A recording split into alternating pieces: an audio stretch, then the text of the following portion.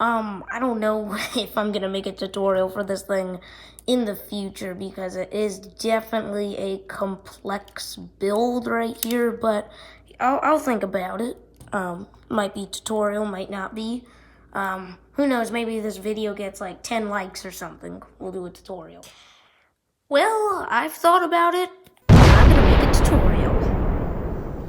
Hey guys, what's going on? Welcome back to another video, and in today's video, I'm actually going to show you how to build my Lego drift car. So there are 10 main parts of the car. We'll just go part by part, and then at the end, we'll connect them all together. So without further ado, we can get right to part 1. Right now.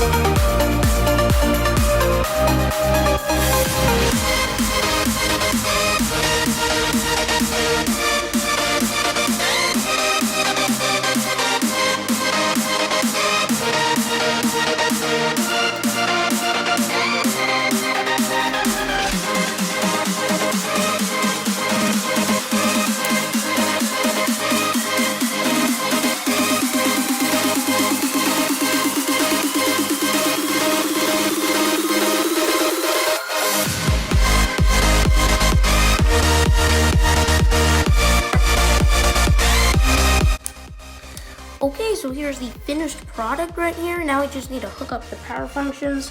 So you will connect the two bottom motors that connect to all of the wheels. You can stick those together, and we can just put that on the little receiver right there.